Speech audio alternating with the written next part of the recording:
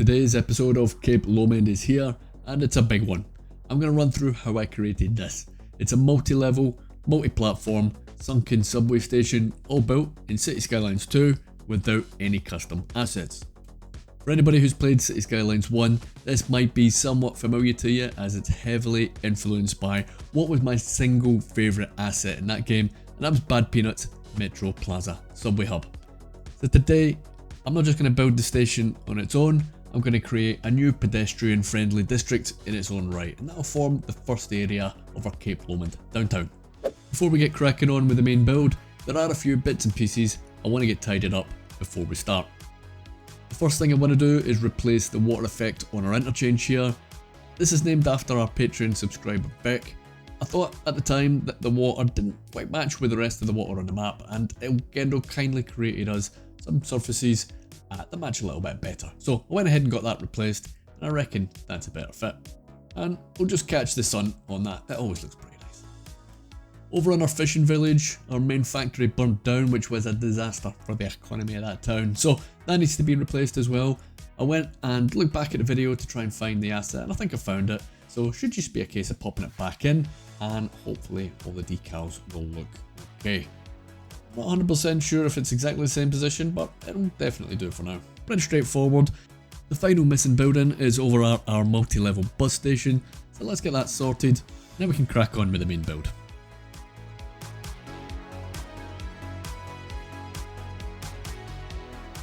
So in terms of positioning, I want this station to really be the heart of the downtown. I want to create a large pedestrian walking area or plaza around it. I'm going to be building that around that really big transport hub. I reckon it's going to be a super busy area, should be surrounded by medium and high density buildings, so once we have the area extended and built out, the station should get plenty of walking action, which should look super cool and definitely something I'm looking forward to seeing. Now I just need to make sure that this is all going to be built off the side of the main arterial. I've said from day one that I want that really big road going the entire length of the map, and it would absolutely be on brand if I made this thing directly in its path. So yeah, I'll just be making sure that I don't have it in its sight. I had quite a few practice builds on this and had to play about with different bits and pieces, so I decided that I'm going to be bringing it down to 20 meters or minus 20 meters from ground level, and keeping these set measurements in mind, it will make it a bit easier later on in the build when we're trying to hook up some of the invisible path networks. So I went and created 4 parallel tracks. I want them nice and tightly packed together. Although the station's going to be pretty big, I'm still trying to make it as compact as possible because the scope and the scale of this thing can get out of hand if you're not trying to keep it nice and compact. I used the subway station two-way dual tracks and then added the middle station asset, which should form the platforms individually on all the tracks. You have to be careful not to make the station tracks too short or it will cause problems with the pathfinding. Individually popping down the stops is pretty straightforward, you're just clicking where you want them on the station element. In terms of creating the tunnel sections, I was wanting them as short as possible really, and I'm going to do my best to keep these things concealed. It's quite a large area that we do need to keep concealed as well, so I'm going to do a sharp decrease on the elevation, which would normally look quite unnatural and it would not look good, and something I'd usually try and avoid. However, this will be entirely covered up by what we're going to be building on top of it, so in the grand scheme of things, it really doesn't matter what it's going to look like down here as long as it works. And talking about as long as it works, you're going to see me hook up all of these individual lines now. This will not be our final outcome, it's going to look quite different, but I do need to make sure that this station is completely functional before I start building up the layers and the detailing and whatnot. So a lot of this stuff you're going to see me placing just now will look pretty messy. There will be a few areas near the downtown that will be getting demolished once we have this build finished, and of course once we have it in place we can start building out that downtown and get it properly planned out with some appropriate infrastructure, but we'll get cracking on with that side of things on the next episode. So please don't freak out if you think I'm putting in some random plopped zoning, grids and roads. I promise you it will all be tidied up. Now that said, I do actually like the location of some of the subway stations that are getting dotted about, and more so on the main part of the Cape Lomond build that we've already covered in previous episodes, so I might keep them in fact, but I will have an opportunity to properly plan a subway network as we progress in this downtown area of the map. Onto the two lines that are at the higher level now. I've chosen to put them in at 10 meters. This clearance seems to work fine, and I'm just going to create them at a 90-degree angle to the lower levels. I don't want them too far apart. As I said earlier, I want to try and keep this relatively compact, but I don't want them too close together, as I almost want to use them as a couple of sides of a square shape that will be the mid-level on the plaza. The higher level square shape that I'm going to create will be created with pillars, and to help with the alignment and the positioning of those pillars, I'm going to use a frame, and the frame is going to be used with the elevated pedestrian paths at ground level. Again, this is just a guideline for me. It's easy to create a perfect square, build around it, and then once we're happy with the different bits and pieces in place later on, we just delete the frame. At this point, I realised I had built it too high, so pretty straightforward. I'm pretty happy with the positioning.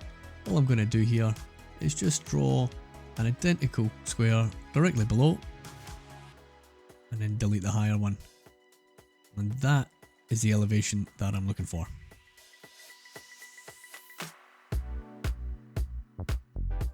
Now it's time to test these tracks and get the individual lines up and running. I wanted to keep it really simple without any complications, and I wanted to reduce the chance of pathfinding doing weird stuff. So I've just given each individual route its own track, and none of these routes will share any of its track space with any of the others, with the exception of perhaps leaving the depots.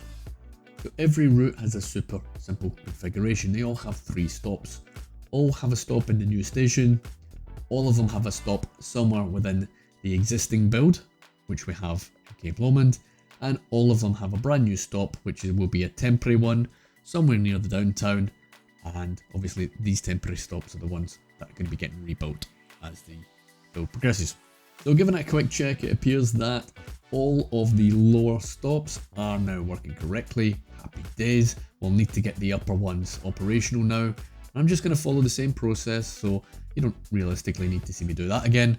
But one thing you will want to see though is if you're making multi-level stuff yourself, is the pathfinding does not like to have a station directly above another. Now I'm not sure if that doesn't like having a track underneath, or if it's specifically it doesn't like another station element underneath, but either way the pathfinding wouldn't connect to the upper station marker, so you just had to put that off to the side.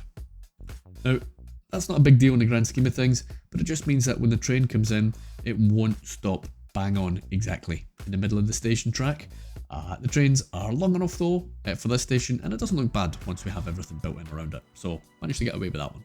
So I noticed here when I was having a quick look that everything looked like it was okay, but one of the green routes was doubling back and re-entering the station, and this is the same kind of issue I had when I was having a practice build and the train station element was too short.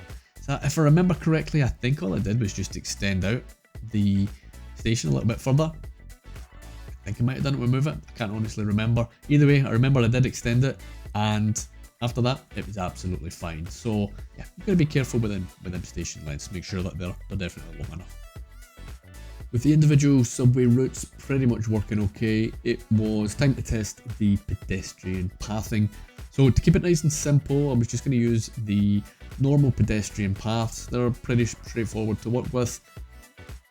You can see them, they're clear where they connect to, so it made sense to kind of use them as a bit of a practice. So as this is just for testing, I'm going to quickly throw up a few different routes, and we'll see how they connect to the platforms, and really just make sure that the thing works and the Sims have access to the trains. So at this point, if I find that there are no pedestrians using one of the sides of the routes, then I can go and have a look at the individual routes and see what's going on. Anything that's not connected or anything that I've potentially missed out, we can address it at this point before we start adding extra stuff to the station. Next up, I wanted to get the multiple levels of pillars put in place, so all the horizontal pillars. I started at the top, and this will form the outer edge of the station. It's actually pretty straightforward. I'm just going to draw them all out as a big line, and we'll just align the pillars at the ground level and align them with that temporary elevated square path that we put in earlier. It's a pretty similar method for the lower plaza levels, and I'm going to be using much wider pillars, but the method is pretty much the same. I'll draw them out at ground level, but for these I'll reduce the elevation with Move It, and we'll just align them alongside the lower tracks, and I'll choose the height based on where it fits beside those tracks as well, and we'll just repeat the process on the other side. Something I might suggest if you're creating stuff like this and using copy and paste mod or the Move It mod is just make your stuff off to one side and not above a tunnel or anything else. Sometimes these mods will grab everything below the elements you're trying to select, okay?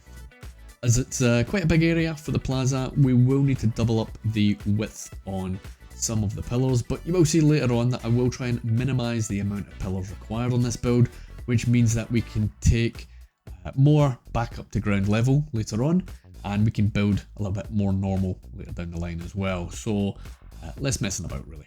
So with these building blocks put in place, we can now try and test out some of the invisible path elements. Now at first I thought this was going to be pretty straightforward. It seemed to just be a case of finding the right height. If you remember, we used -20 and -10 meters from ground level, and we built on that. But you'll see that it can look a little bit difficult to actually find some of the snapping points and really just to see what the height elevation is on these particular networks. So it can be definitely a bit of a challenge. But anyway, there will be a lot of playing about with this later on. Initially it wasn't too bad, and managed to get it all connected. Took a few adjustments, but yeah, there will be some issues later on which we'll go through. One particularly useful addition to Cuboid's Move It is now you can filter the element you want to select, and that came in really useful when I was trying to adjust the heights of these invisible path nodes. That said, they do seem to change elevation themselves sometimes anyway, these nodes, so and I think it happens when you connect additional paths or additional networks to the existing one. So a little bit annoying, a little bit tedious going back and constantly changing these things. But that addition to Move It definitely helped significantly. So you get the idea of what I'm trying to do here, and after hooking them all up, it kind of looked like it worked okay. So I started to get in the first of our ramped walkways. I created a little flat section with the smallest pillars, and that was necessary on the upper angled ones because it enabled us to bring down the long pillar without having funny angles shown. I'll extend out the flat path visible network until it hits the slope, and then we'll try and work out what angle we need on the long sloped pillars. So there was quite a bit of trial and error involved on this one. It was pretty time consuming, but you know, we needed these ramps. Now this was probably one of the most time consuming parts of the build, and one of the annoying things was that when the Sims connected to the platform, they will all go underneath the thing. I probably spent too long trying to figure out how to stop them doing that, but in the end, I think it appears that the elevation of the path network is linked to the platform asset itself. So anytime I tried to raise that node, it would raise the whole platform and create issues like knocking the Sims onto the track. So I don't think there's any easy way of getting that fixed, so I just decided to run with it. I'm going to figure out just a way of maybe masking that a little bit later on.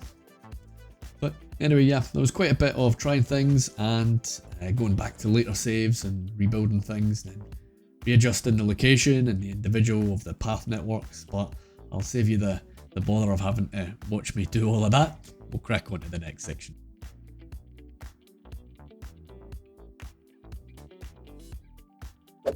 One of the nicest effects in this whole build is the creation and the use of some sheet piling, retaining walls. I managed to make these with the Patio 2 asset, and it's just a case of putting on the wall mode and increasing the elevation height, and then creating the wall with the stair side pointing on the outside. It's completely smooth on the other side, so if you prefer that look for a wall, then you just pull the line of assets from the other direction and it'll be completely smooth. You can use this method to create these sheet piling retaining walls on any big infrastructure project. I had to play about with them, and it looks like they would work really well on some retaining walls, maybe on some big interchanges or sunken highways, and also they seem to work pretty well for any quay walls on any major waterside projects. And given that we don't have the bridges and ports DLC coming into next year, I think these walls might come in super useful when we get to build out some of our downtown on the coast as well. The assets don't seem to disappear in the water when I had a quick check, so pretty useful. I'm going to use this technique on any of the big exposed drops that we have within this development, and I think they look really good and are much more interesting than just using some more pillars vertically perhaps.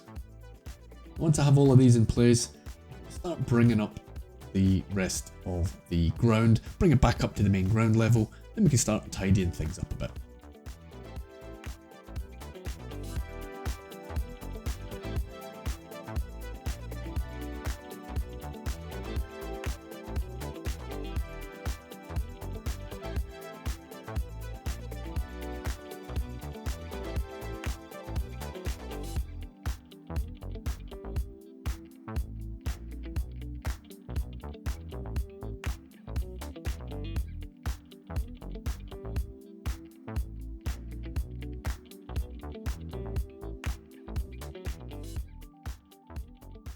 So what I'm basically going to do here is that I'm going to remove any pillars that aren't necessary. And what I mean by that is that I'm going to basically just delete anything that's not covering existing infrastructure. This will minimize the surface area of the plaza, which is going to be on the ground level at the very top. So we will have more normal ground to work with and less detailing to cover, which is pretty handy. So this will be a case of deleting some of the longer pillars and then just replacing them with shorter ones. It's a little bit tedious to do, to be honest, but it's absolutely necessary. The rest of the tunnel sections that are not covered will now need to be covered with the pillars as well. If you remember earlier, we created the very top edge at ground level, so when we're putting these new pillars in, they should already be at the correct height. So just a case of creating a line of them and making sure that the width is enough to cover, and then just slowly put them in place by hand with Move It, and we just tidy up and adjust as we go along.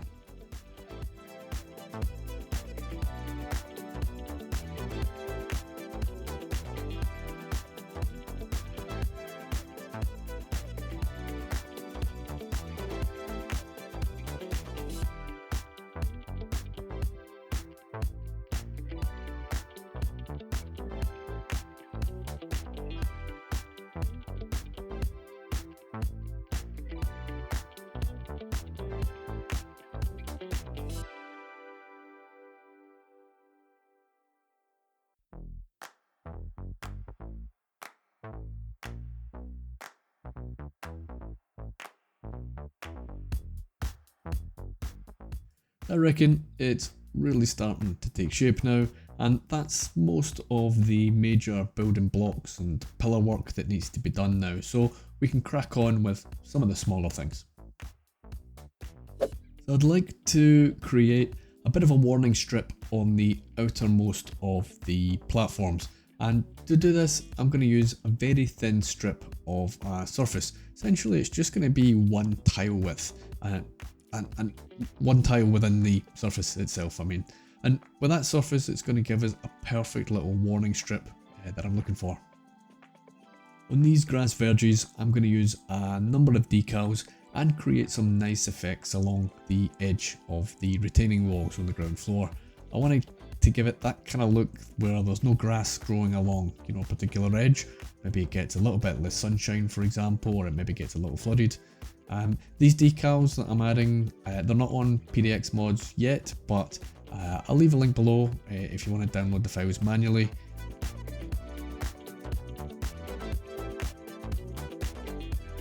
I added some of the really big decals, and it will give a really cool effect with a kind of broken up ground with grass and debris.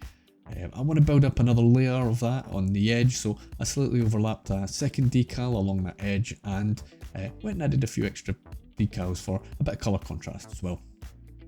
You would expect the station tracks to look pretty dirty, so I went ahead and added some of the dirt decals. I'm also going to add on some of the oil stain decals and some of the trash decals as well. So a good number of these are made by elGendo. They are on PDX mods. I'll leave a link on the description for whatever is available. If you want to check out the whole mod list, look at the whole mod list on the Discord as well, so jump in and say hello. The perimeter of the platforms and the plaza areas will of course need to be made safe, and what I landed on was using the barriers, and we're going to be creating some walls with them. I think it was the best fit, and in fact I decided to use the colour, the yellow one that comes within the game. I thought it worked quite nicely and it complemented the yellow sections on the tracks. For the parts that were perfectly flat horizontally, I just created a line of the asset and moved it into place, and then just deleted the extra sections at the end as I went along. And you can shift the last object at the end of each line and create some decent looking corners. One thing I would say to you is just make sure you're absolutely happy with the height and how you've placed them on your pillars. If you're doing it yourself, you have to go back in and adjust them. It can be a real pain trying to select them all individually. I used the same asset as barriers for the individual walkways, which will enable the Sims to get from one level to the next. Pretty time consuming. I couldn't really figure out a quicker way of doing it, so it's yeah, just placing them by hand really. It didn't take too long, I guess. I used the little roundabout trick to get some rounded grass and dirt sections in the corner of the middle levels, and we'll be using more of them on the top level plaza later on. Now you may have seen some buildings on the lower plaza levels on the thumbnail and at the start of the videos. These are functional and I'll show you how I did them now. So basically what I did was create a very small road directly underneath the plaza at the very lowest ground level. So this little road will run parallel to the lowest tracks in the station, and it is ownable. So to get it functional, it needs to be connected to the main road network. What I did here was I just created a little tunnel at the end of that road, and I went and hooked it up to some random road elsewhere on the city. So that road now has access to electricity, water services, and obviously these buildings can take deliveries or whatnot as well, you know, being commercial. After that, it's just a case of picking the buildings that I want and just raising the height level of each building individually, and they'll pop out from underneath the plaza floor. I basically don't have any commercial demand in the city, but you will see that the business does move in and the asset is functional. I created a little path running alongside these buildings, and the Sims actually appear to use it as well. So happy days, that worked.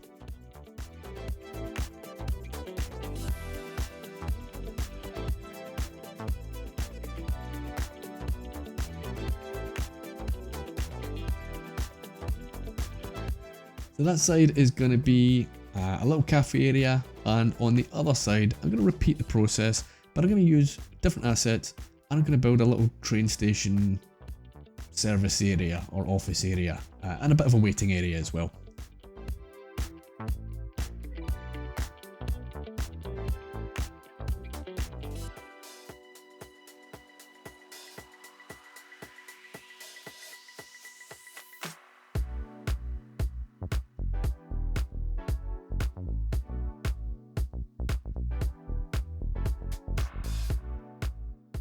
Now, after adding the rest of the barriers, it was time for a bit of station detailing.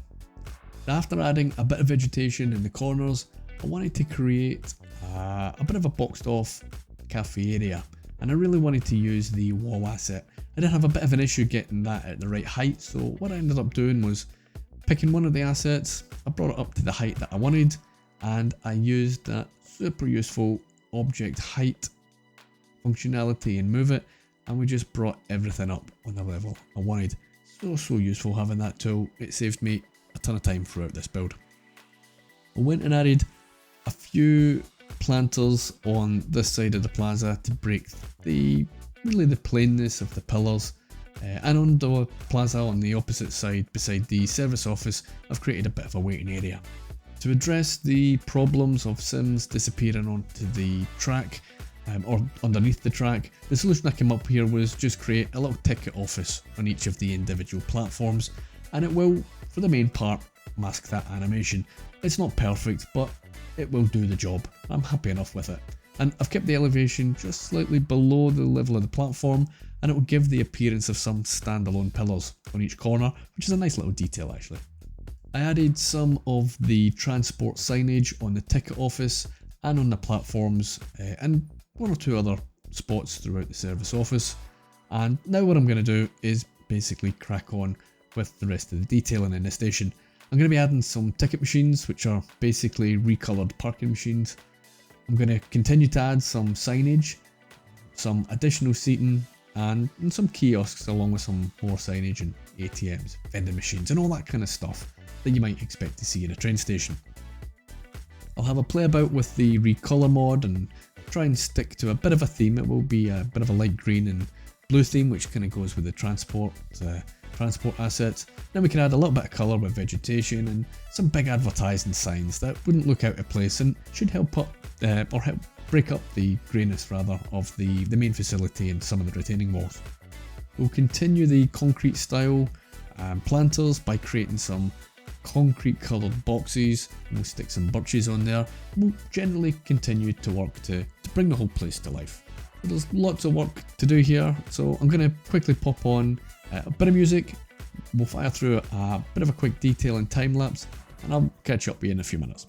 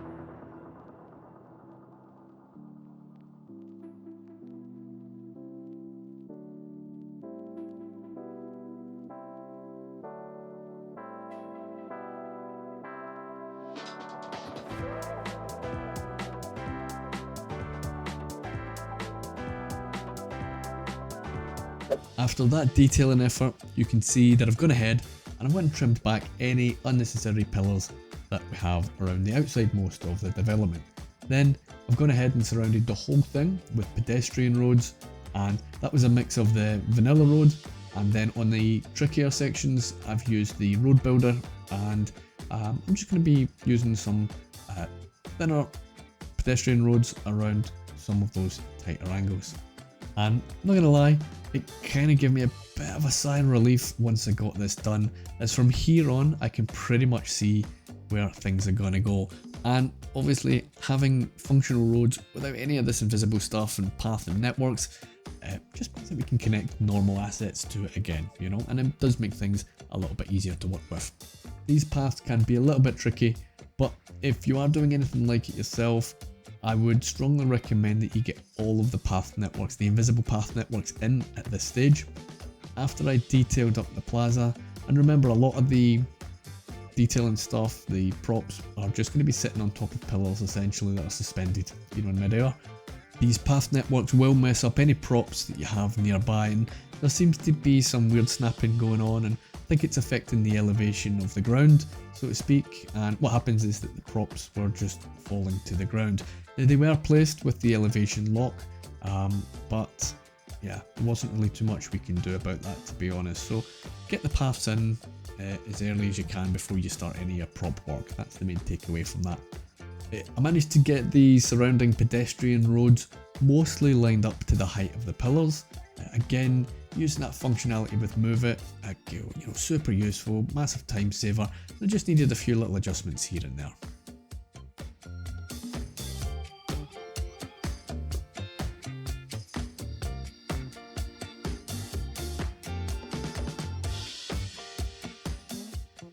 I cracked on with filling two of the big plaza areas above the tracks with some really big signature buildings, and went ahead and added a bit of vegetation to hide some of the funky bits and a bit of fence work to box things off.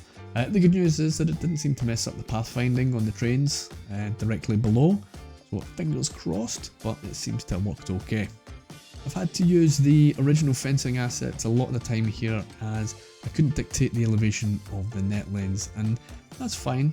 You know, they weren't too bad to work with anyway. I did see in the latest Move It beta that you can manipulate some of these net lanes now, so that looks like a cool addition, but we missed it for this video. Maybe next time. So for this build, you're going to see me adding some parks. I'll be combining a few of these in-game ones, and we'll be creating a couple of larger symmetrical parks. Very simple, very quick, but very effective sometimes. Surrounding the plaza, and to complement these big signature buildings, I went and created a few blocks. I'm going to be using a mix of residential, mixed use, and despite not having the demand for it, I'm going to add some commercial anyway. All of these particular assets that are immediately surrounding the plaza build will stay in the city. Anything else that you see surrounding it will be redeveloped in upcoming episodes, and really what I needed here was just to have a bit of background, get a feel for it, and give some context and give us a rough idea how things are going to look.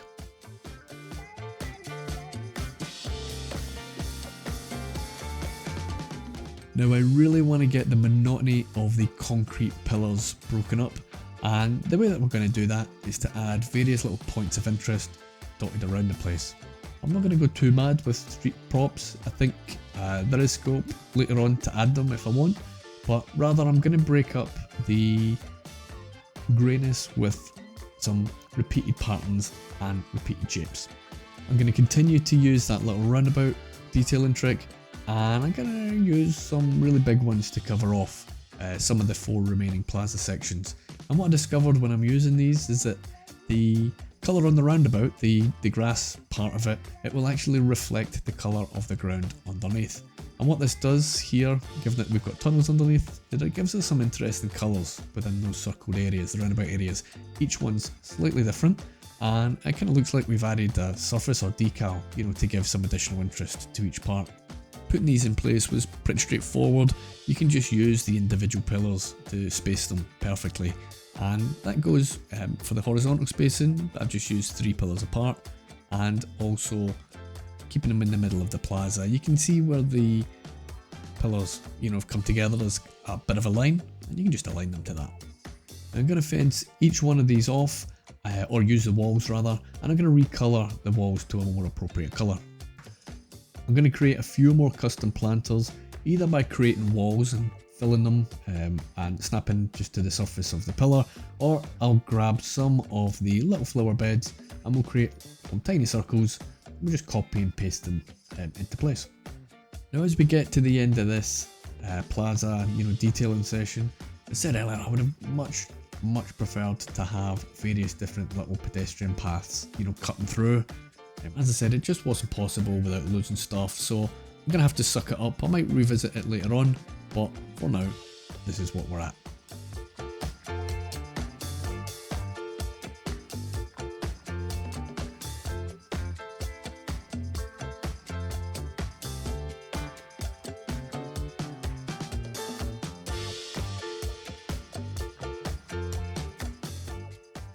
So I did also mention a little bit earlier on, the parks and the buildings that are immediately surrounding the plaza will all be staying. I'm just going to plop down some high density buildings now to surround the development, and we can have a proper look at it and just see how things have panned out. So I'm going to get them all in place and then we can check it out in a little bit more detail in just a minute. Having a look at this thing in full flow is super satisfying. The nice thing to keep in mind is that it's only going to get busier with pedestrians as we grow the downtown here. This is just the start, of course. I think I've done the original asset justice. It was never going to be a one-to-one recreation, but it's always good to add your own twist and your own detail to the build as well. Now, there's obviously quite a bit of work to do in this downtown. I'm going to have to create a highway network. I want to extend the arterial network as well. There'll be various spots that are going to have to be chosen for further transit connections, and then I want to build out a grid system for most of the area. All of those temporary buildings that we talked about earlier will absolutely need to go. They've served their purpose by giving us the footfall for the station so we can test it, and they give us the backdrop to provide some height and context to the development, but they absolutely need to be redeveloped. Once I get the road network tidied up and the grid sorted, I will make the game save available on Patreon and Discord, but it will be free for everybody. I have been asked a few times for it, but I'll need a week or two probably, and hopefully I'll have it ready for you guys before not too long. So I'm going to shut up now and I'm just going to leave you with a few more shots of the build.